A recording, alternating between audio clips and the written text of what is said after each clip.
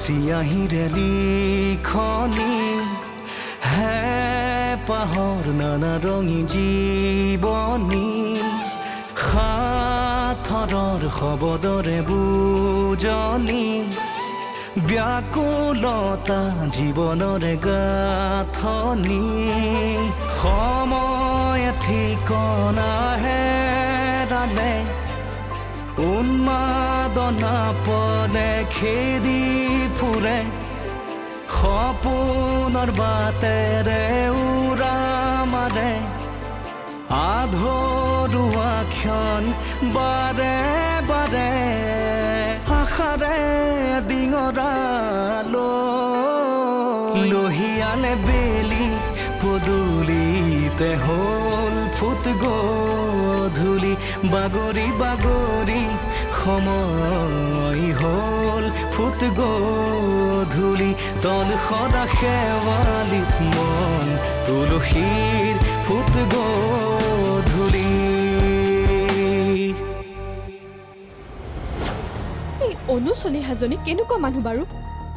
পাকে প্ৰকাৰে অভিজিত ঘৰলৈ মাতিনি জীয়েকৰ লগত চাহ চিনাকি বঢ়াই আছে। তুমি যে এতিয়া ইয়ালৈ আহিলা এই কথাটো বন্দনাই আমাৰ পৰীৰ পৰা গম পাবলগীয়া হ'ল যে কিয়? তুমি মোক কি বুলি ভাবিছা? তুমি এইটো বুজাব বিচাৰিছা নেকি যে মই তুমি তাত অনুচলিহাৰ ছোৱালীজনীক লগ কৰিবলৈ গৈছিলা? আৰে মই হোষ্টেললৈ আজি ফোন কৰিছিলোঁ। ৱাৰ্ডেন ছাৰে কৈছে কনষ্ট্ৰাকশ্যন চলি থকাৰ বাবে বোলে হোষ্টেলৰ ৰুম শ্বিফ্ট কৰিব। গতিকে মই আকৌ যাব লাগিব। চোৱাচোন যাবা আকৌ, সেইটো আকৌ কি ডাঙৰ কথা? তোমাক এৰি যাবলৈ মোৰ একদম মন যোৱা নাই মা। তোমাৰ আচৰণবোৰ দেখিহে মোৰ ভয় লগা হৈছে। বন্দনাই বাৰু মোৰ কণ্ডিশ্যনটো দেখি মোক কিবা সন্দেহ কৰিছে নেকি?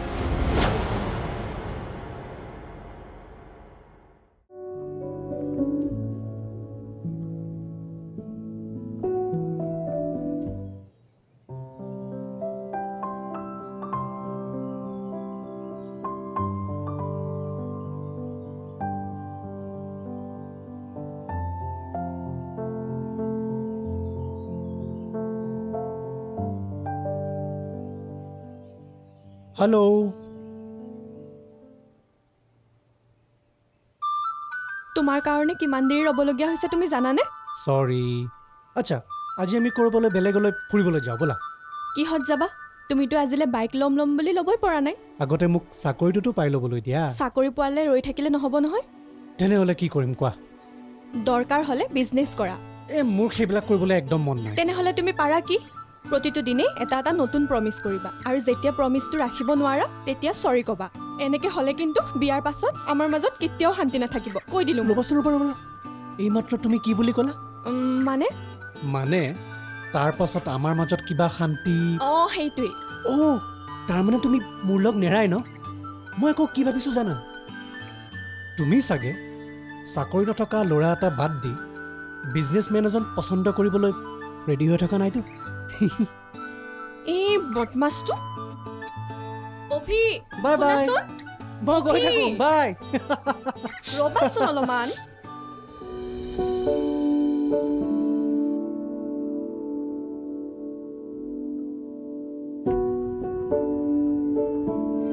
তুমি তোমাৰ আচৰণেৰে মোৰ মনত আঘাত কৰিছা। তোমাক মই ইমান দিনে এজন ভাল বন্ধু বুলি ভাবি মোৰ প্ৰতিটো কথাই শ্বেয়াৰ কৰিলোঁ, কিন্তু আজি তুমি মোক তোমাৰ বন্ধু বুলিও নভবা হ'লা।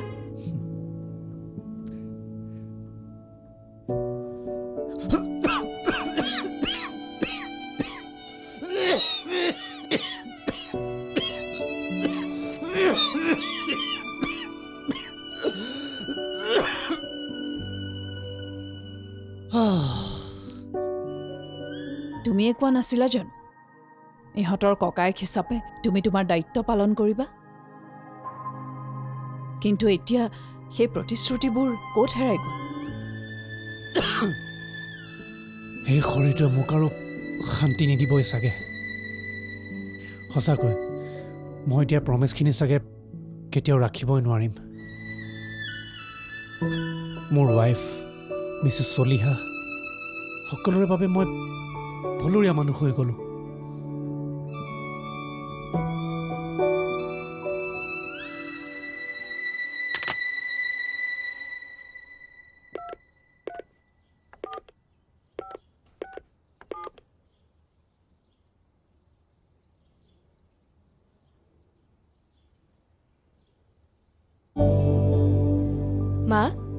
কাক ফোন কৰি আছা? অঁ এই অভিজিতক ফোন কৰি আছিলোঁ ৰিচিভেই নকৰিলে অফিচতে আছে নেকি তুমি আকৌ তেওঁক কিয় ফোন কৰি আছিলা?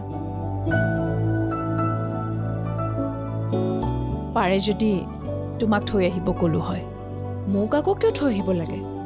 ইমান দূৰ বাছত এনেকৈ গ'লে সময়ত গৈ নাপাবও পাৰা সেয়ে ভাবিছোঁ গাড়ী এখন ভাড়ালৈ লৈ দুইকে একেলগে পঠিয়াই দিম নালাগে মা, তুমি মিছামিছি এইবোৰ কৰি টকা খৰচ কৰি থাকিব নালাগে। সকলো সময়তে টকাৰ কথা ভাবিলে নহ'ব নহয় কেতিয়াবা দৰকাৰী সময়ত 2 টকা ইফাল সিফাল হ'লেও একো ডাঙৰ কথা নহয় কেৱল বিচৰা ধৰণে কামখিনি সময়মতে হোৱাটোৱে জৰুৰী বুজিলা কিন্তু মা, মই তাত যোৱাৰ বাবে তুমি গাড়ী ভাড়া কৰিব নালাগে দিয়া। যদি কেতিয়াবা হঠাৎ মই আহিবলগীয়া হয় তেতিয়া বাৰু মই তোমাক নিজে ফোন কৰি জনাই দিম, হ'বনে? তুমি তাৰমানে আকৌ আহিবাই কিয় আহিব নালাগে নেকি? নাই নাই মই সেইটো ক'বলৈ খোজা নাই তুমি নহাকৈ থাকিলে জানো মই সুখত থাকিব পাৰিম আহিবা কেৱল নিজৰ কাম বন বাদ দি ঘনাই অহা যোৱা কৰি থাকিব নালাগে সেইটোহে কৈছোঁ ঠিক আছে, তুমি কোৱাটো হয়, কিন্তু কিন্তু কি পৰি মা, কেতিয়াবা তোমালোকক বহুত মিছ কৰোঁ। দাদালৈতো বৰকৈ মনত পৰে। কেতিয়াবা ভাবোঁ তাক ফোন কৰি ঢেৰ কথা পাতিম, কিন্তু তাক ফোনতে নাপাওঁ জানানে। হ'ব দিয়া এতিয়া আকৌ তাত গৈ মন বেয়া কৰি নাথাকিবা ফোন কৰা সুবিধা আছে যেতিয়া মোকেই ফোন কৰি থাকিবা মইতো ভালেই পাম এনেও আজৰি সময়ত ঘৰত শুই বহি খাইহে পাৰ কৰি থাকোঁ মা, মোৰ মতে কিন্তু তুমি এইটো কাম বেয়া কৰিছা। ঘৰত এনি টাইম সোমাই থকাতকৈ তুমি মাহীহঁতৰ ঘৰতো গৈ আহিব পাৰা। তাতে আকৌ অভিজিত দাও ওচৰত থাকে, তুমি তেওঁক ক'লেতো তোমাক তেওঁ থৈ আহিব। ৰ'বা, আজি যদি মই থকা সময়খিনিত তেওঁ আহি পায় ময়ে কথাটো ক'ম তোমাক ফুৰাই আনিবলৈ। নালাগে কিয়? সি তেনেকৈ বেয়াও পাব পাৰে নহয় একো বেয়া নাপায়, তেওঁ মোক অলৰেডি কৈছে যদি মোৰ কিবা প্ৰব্লেম হয় তেওঁ মোক হেল্প কৰিব। আনকি মই ইয়ালৈ অহাৰ পিছত মই ক'ত কেনেকৈ কি কৰিম তেওঁ মোক গাইড কৰিব।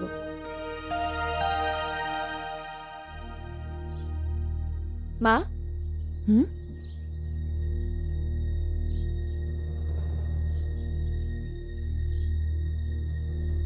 ক'ত যোৱা তুমি? অলপ আহোঁ ৰ'বা। আহো ৰ'বা মানে তুমি মোক ক'বলৈ বিচৰা নাই নে তোমাক কোনোবাই ক'বলৈ মানা কৰি থৈছে? ঐ তোৰ হৈছে কি? মই তোক কিবা এটা কৈ আছোঁ। শুনিছোঁ। শুনিছ যদি মনে মনে আছ যে। তহঁতৰ বেবীটোৰ ভালনে আৰু বন্দনাৰ ভালনে? আছে আৰু ভালেই। গুড। থকা দিনকেইটা এনেদৰে ভালে কুশলে থাকিলেই হ'ল। আৰু মোৰো বিয়াৰ কথা চলি আছে নহয়। কিনো কৰি আছ?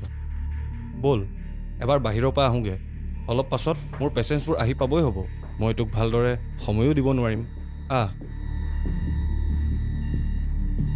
অভিজিত, আজি মই তোৰ পেচেণ্ট হৈ আহিছোঁ পৰাগ। তন সদা শেৱালিত মন তুলসীৰ ফুট গধূলি তন সদা শেৱালিত মন তুলসীৰ ফুট গধূলি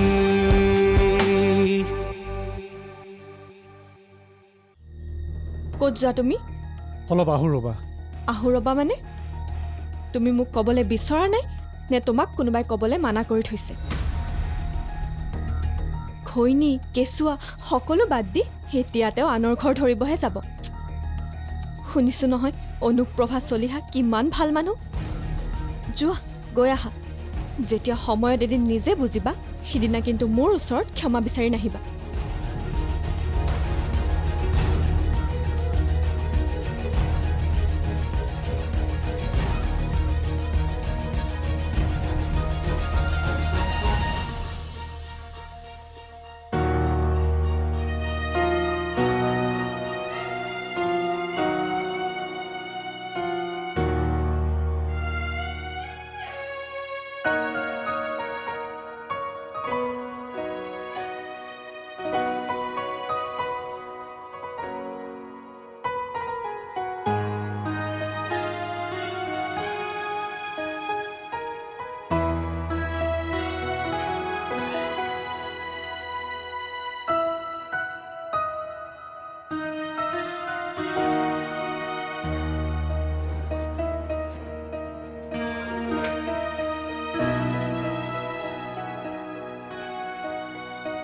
অভি তই ইয়াত যে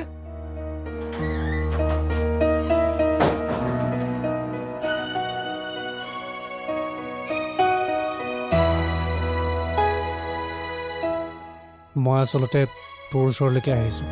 তই আৰু মোক বিচাৰি আহিবলৈ এইটো সময়হে পালি। তইতো আমাৰ ঘৰলৈও যাব পাৰ। ক কেলেই আহিলি? নিশ্চয় মোলৈ কিবা নতুন ইনভিটেশ্যন আছে হয়নে? ঐ তোৰ হৈছে কি? মই তোক কিবা এটা কৈ আছোঁ। শুনিছোঁ। শুনিছ যদি মনে মনে আছ যে। তহঁতৰ বেবীটোৰ ভালনে? আৰু বন্দনাৰ ভালনে? আছে আৰু ভালেই। গুড। থকা দিনকেইটা এনেদৰে ভালে কুশলে থাকিলেই হ'ল। আৰু মোৰো বিয়াৰ কথা চলি আছে নহয়। কিনো কৰি আছ? ব'ল এবাৰ বাহিৰৰ পৰা আহোঁগৈ। অলপ পাছত মোৰ পেচেণ্টছবোৰ আহি পাবই হ'ব। মই তোক ভালদৰে সময়ো দিব নোৱাৰিম। অভিজিত আজি মই তোৰ পেচেণ্ট হৈ আহিছোঁ পৰাগ। তোক মই ইনভিটেশ্যন দিবলৈ বা তোৰ ঘৰলৈ ফুৰাবলৈ নিবলৈ তোক মই বিচাৰি অহা নাই। চাওঁ জ্বৰটো নাই। পেটৰ প্ৰব্লেম নেকি? চাওঁ এই বিচনাখনলৈ আছোন। নাজানো এইখিনিতে কিবা লাগি থকা যেন লাগে। কিছুদিনৰ পৰা ভালকৈ একো খোৱা লোৱাও কৰিব পৰা নাই। তেনেকুৱা হৈ আছে নেকি? পৰাগ মোৰ কিবা এটা হৈছে জান। মাজতে মই তেজ বমিও কৰিছোঁ। কেনেকুৱা মানুহ তই? তোৰ যদি সঁচাকৈ তেনেকুৱা লাগি আছে তইতো মোক ইনফৰ্ম কৰিব পাৰ। এটলিষ্ট কল এটা কৰিব পাৰ। আৰে ভাই বন্দনা এনিটাইম মোৰ লগত লাগিয়ে থাকে। মই কেনেকৈ ফোন কৰোঁ ক? আৰু মোৰ কাৰণে ইহঁতক মই টেনশ্যন দিয়াটো একেবাৰেই নিবিচাৰোঁ। তই এটা মূৰ্খ। হ'ল বুলি এনেকৈ থাকিব লাগেনে? চাওঁ এই বেডখনলৈ আহ।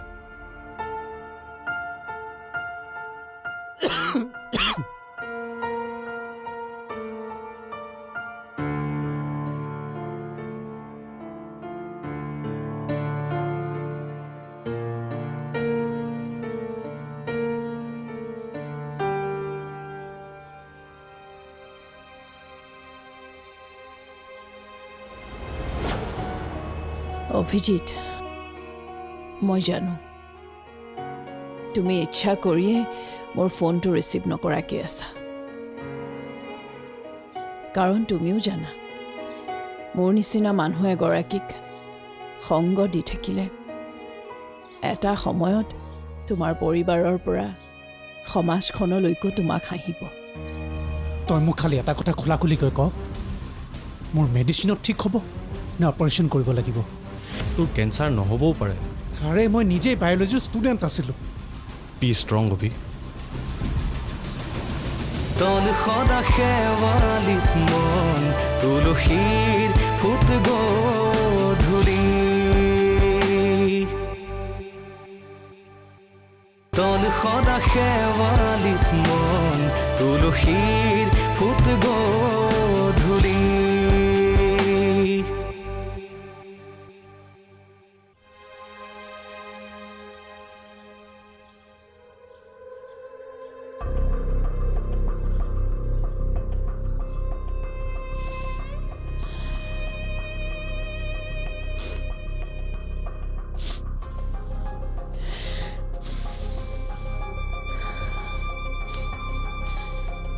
আজি কিয় ইমান আৱেগিক হৈ পৰিছোঁ? আগতেওতো পৰি এনেকৈ দুদিনৰ কাৰণে আহে আকৌ গুচি যায়।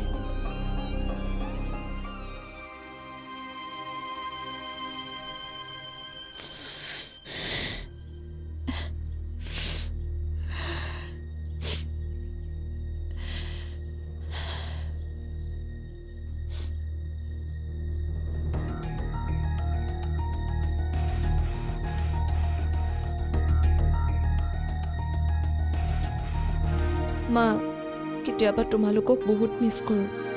দাদালৈতো বৰকৈ মনত পৰে। কেতিয়াবা ভাবোঁ তাক ফোন কৰি ঢেৰ কথা পাতিম, কিন্তু তাক ফোনতে নাপাওঁ জানানে।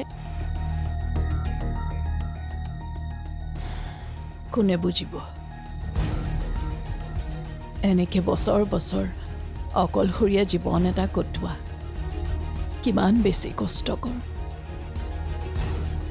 বুজাৰ ইচ্ছালৈ যিজনেই আহে এটা সময় তেনেকৈয়ে আঁতৰি যায়, যেন এগৰাকী অচিন পথিকহে। সকলোবোৰ মৰীচিকাৰ দৰে। মই ইয়ালৈ এইটোৱেই ক'বলৈ আহিছিলোঁ যে মোক যাতে আপুনি কিছুদিনৰ বাবে অলপ অকলশৰে এৰি দিয়ে।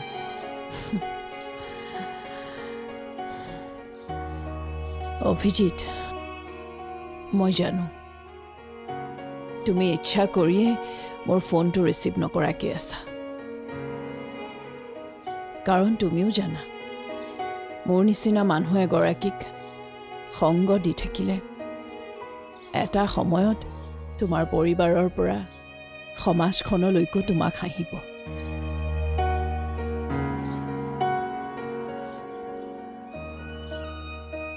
জীৱন গধূলিটোৰ দৰেই সকলো স্পষ্ট। চকা মকা মায়াৰ মাজত সকলো আবদ্ধ। চা অভি, এতিয়া একো কনফাৰ্ম হোৱা নাই, তই বহুত বেছি টেনশ্যন নল'বি।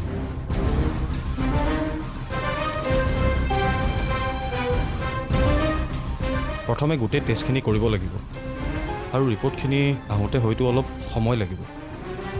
চ' প্লিজ, মনৰ জোৰটো থাকিলে কোনো বেমাৰে সহজে একো কৰিব নোৱাৰে। মিছা সান্তনা দিয়াৰ লাভ নাই ভাই। মই অলৰেডি গম পাই গৈছোঁ যে মোৰ হাতত আৰু বেছি সময় নাই। তই মোক খালি এটা কথা খোলাখুলিকৈ ক, মোৰ মেডিচিনত ঠিক হ'ব নে অপাৰেশ্যন কৰিব লাগিব? তোৰ কেঞ্চাৰ নহ'বও পাৰে। আৰে মই নিজেই বায়'লজিৰ ষ্টুডেণ্ট আছিলোঁ। বি ষ্ট্ৰং অভি। তন সদা শেৱালিত মন তুলসীৰ ফুট গৈ